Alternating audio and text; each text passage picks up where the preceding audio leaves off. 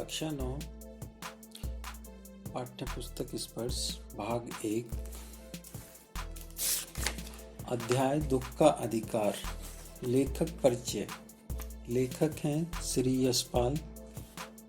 यशपाल का जन्म फिरोजपुर छावनी में सन 1903 में हुआ। इन्होंने आरंभिक शिक्षा स्थानीय स्कूल में और उच्च शिक्षा लाहौर में पाई। यशपाल विद्यार्थी काल से ही क्रांतिकारी गतिविधियों में जुट गए थे। अमीर शहीद भगत सिंह आदि के साथ मिलकर इन्होंने भारतीय स्वतंत्रता आंदोलन में भाग लिया। यशपाल की प्रमुख कृतियां हैं देशद्रोही, पार्टी कामरेड, दादा कामरेड, झूठा सच तथा मेरी, तेरी, उसकी बात, सभी उपन्यास, ज्ञान दान, तर्क का तूफान, पिंजड़े की उड़ान, फूलों का कुर्ता, उत्तराधिकारी, सभी कहानी संग्रह और सिंहावलोकन आत्मकथा। मेरी, तेरी, उसकी बात पर यशपाल को साहित्य अकादमी पुरस्कार मिला। यशपाल की कहानियों में कथा रस सर्वत्र मिलता है। वर्ग संघर्ष, मनोविश्लेषण और पैना व्यंग इनकी कहानियों की विशेषताएं हैं। यशपाल ये मानते रहे कि समाज को उन्नत बनाने का एक ही रास्ता है, सामाजिक समानता के साथ साथ आर्थिक समानता। यशपाल ने अपनी रचनाओं में हिंदी के अलावा उर्दू और अंग्रेजी के शब्दों का भी बेहिचक प्रयोग किया है। प्रस्तुत कहानी देश में फैले अंधविश्वासों और ऊंच नीच के भेदभाव को बेनकाब करते हुए यह बताती है कि दुख की अनुभूति सभी को समान रूप से होती है। कहानी धनी लोगों की अमानवीयता और गरीबों की मजबूरी को भी पूरी गहराई से उजागर करती है। यह सही है कि दुख सभी को तोड़ता है। दुख में मातम मनाना हर कोई चाहता है।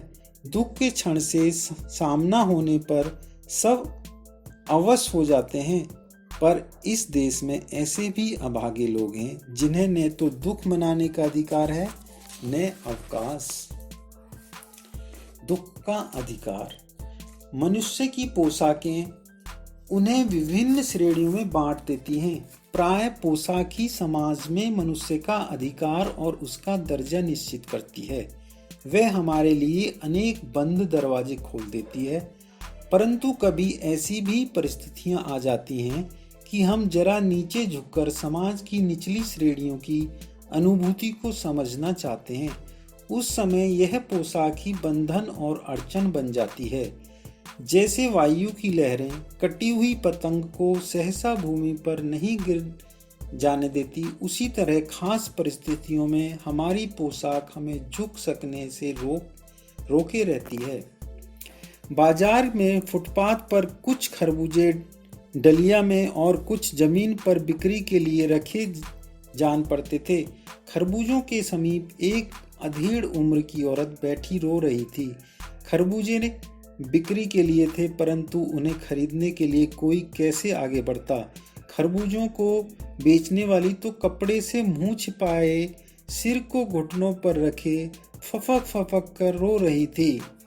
पड़ोस की दुकानों के तख्तों पर बैठे या बाजार में खड़े लोग घृणा से उसी स्त्री के संबंध में बात कर रहे थे।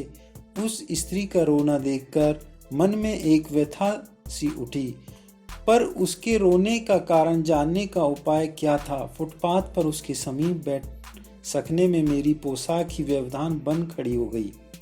एक आदमी ने घृणा से एक तरफ थूकते हुए कहा, क्या जमाना है, जवान लड़के को मरे पूरा दिन नहीं बीता और यह बेहया दुकान लगा के बैठी है। दूसरे साहब अपनी दाढ़ी खुजाते हुए कह रहे थे, अरे जैसी नीयत होती है अल्लाह भी वैसी ही बरकत देता है। सामने के फुटपाथ पर खड़े एक आदमी ने दिया सिलाई की तीली से कान खुजाते हुए कहा, अरे इन लोगों का क्या है, ये कमीने लोग रोटी के टुकड़े पर जान देते हैं। इनके लिए बेटा बेटी, खसम लुगाई, धर्म ईमान का सब रोटी का टुकड़ा है। परचून की दुकान पर बैठे लाला जी ने कहा, अरे भाई, उनके लिए मरे जिए का कोई मतलब न हो, पर दूसरे के धर्म ईमान का तो ख्याल करना चाहिए। जवान बेटे के मरने पर 13 दिन का सूतक होता है और वह यहाँ सड़क पर बाजार में आकर खरबूजे बेचने बैठ गई है। 1000 आदमी आते जाते हैं, कोई क्या जानता है कि इसके घर में सूतक हैं। कोई इसके खरबूजे खा ले तो उसका ईमान धर्म कैसे रहेगा? क्या अंधेर है। पास पड़ोस की दुकानों से पूछने पर पता लगा उसका 23 बरस का जवान लड़का था।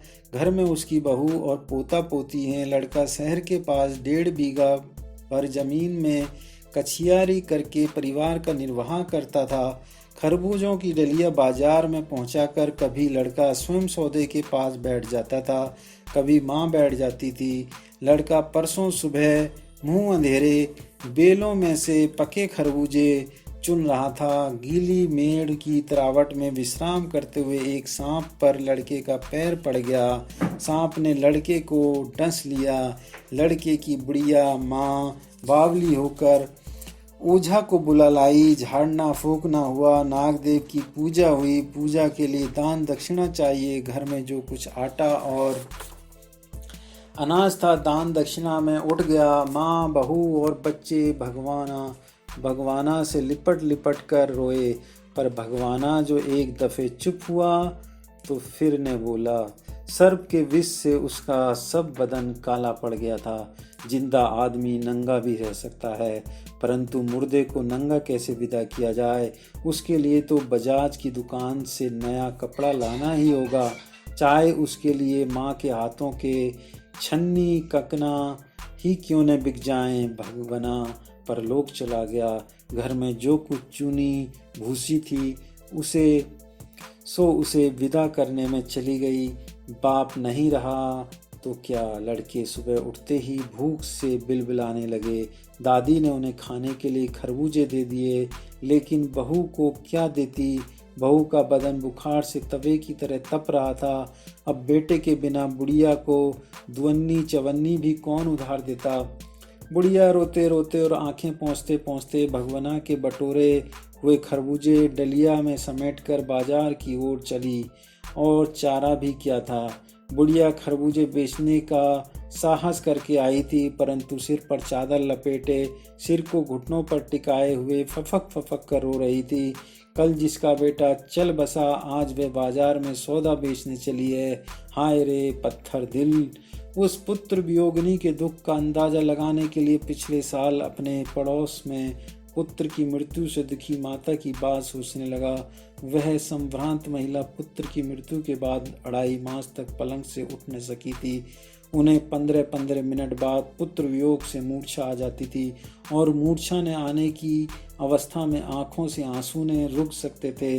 2-2 डॉक्टर हरदम सिरहाने बैठे रहते थे।